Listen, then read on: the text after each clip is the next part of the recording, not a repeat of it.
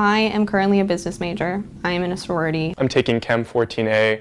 I'm taking Bio 7A. I can't get a job because of how busy my schedule is. Free time, at least, is not really a thing that exists anymore. I typically wake up at like 6 in the morning because I never sleep. I sometimes don't even sleep at all the entire week. I've slept 4 hours in the past 2 days. You're constantly trying to meet new people, and on top of that, managing your classes. I will go home, sometimes get to go to the grocery store if I'm lucky. I'm up to my knees in homework. I probably spend around maybe 14, 15 hours. 30 to 40 hours. 35 hours in total per week doing homework. Got a presentation to write, a paper to revise. And just memorizing them and getting tested. And then wake up at 6 and do it again.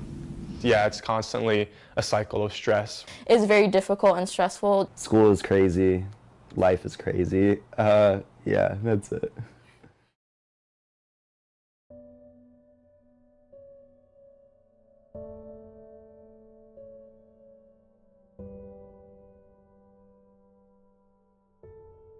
Everything in my mental health history kind of boils down to me trying to figure out what I want to do career-wise, and there's so much pressure, especially in college, to try to figure out what you want to do. It's kind of hard to deal with being depressed. And I remember the day that I went to the hospital, to the ER, I went to my room and I was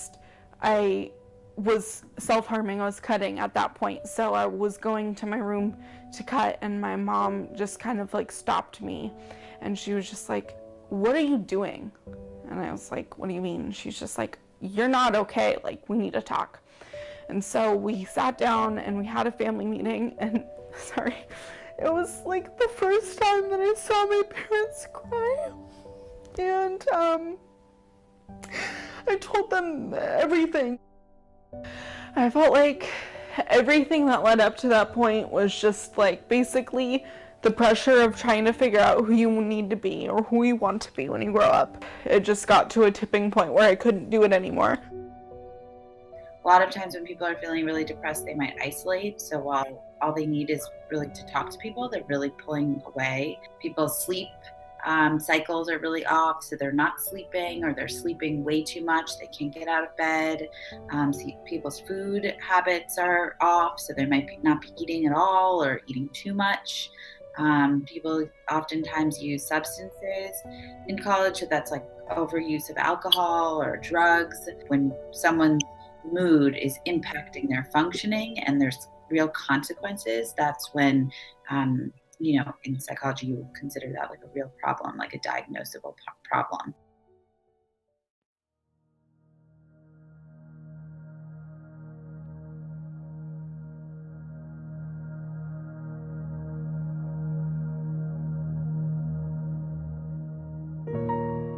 Bree was a film production student with me.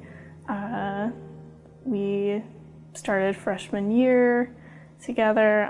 She was the first person I met at Chapman.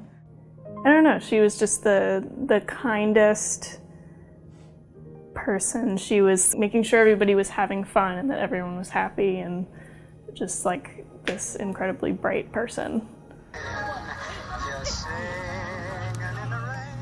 I guess it was halfway through the first semester. She was having problems with anxiety.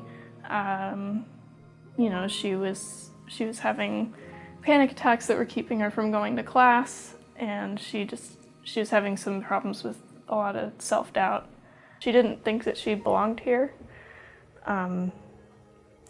and so she dropped out a month into second semester and went home. Then at a certain point, she turned her phone off, and 2 months later, she committed suicide in June. And yeah.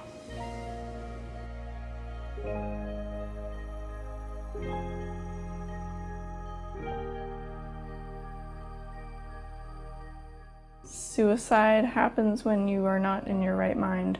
She really needed to be treated, and she wasn't. It shouldn't have happened. she should still be here, as in she should be on Earth giving everything.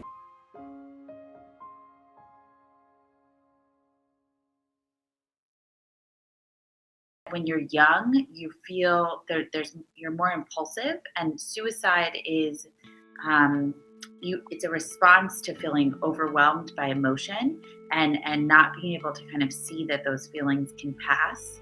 And there just isn't enough education around what to do when you feel upset.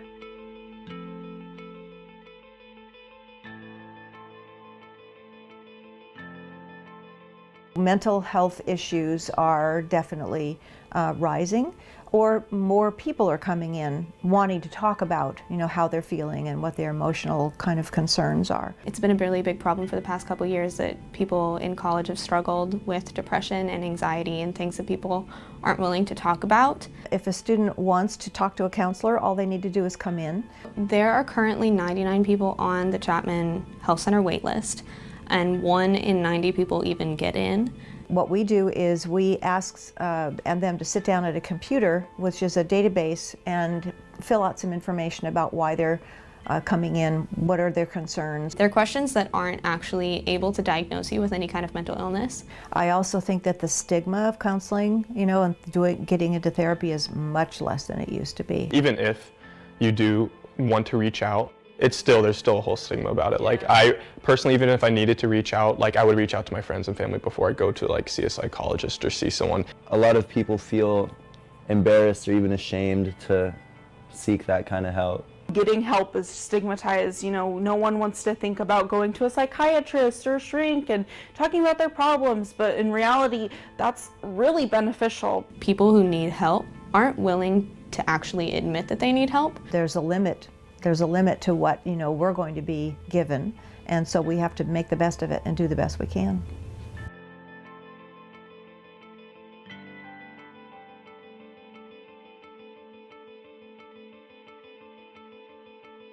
Absolutely, I think we do a great job, but we haven't been able to see everyone this year. It's been very difficult to not be able to get them in quickly. I did try to reach out to the counselors in both high school and college, but I didn't find it to be a lot of help, especially in college, because they are dealing with so many people. A lot of schools don't offer free psychological services still. And I know there's a lot of stigma around receiving help from psychologists, psychiatrists, and I think schools need to do a better job in breaking down the stigma. You can be surrounded by people that are there for you at the drop of a hat, ready to give you all their love, and you can still feel completely alone. Mental illness is something that affects a ton of people. Hopefully it would be, better to come out about it and, just get help. Maybe even decrease the problem if people are more open about their problems. We all go through it, and if you're going through it right now, promise you eventually things will get better. It may not seem like it now, not seem like it tomorrow, the next day, the next week, the next year probably, next few years, but trust me, it will one day.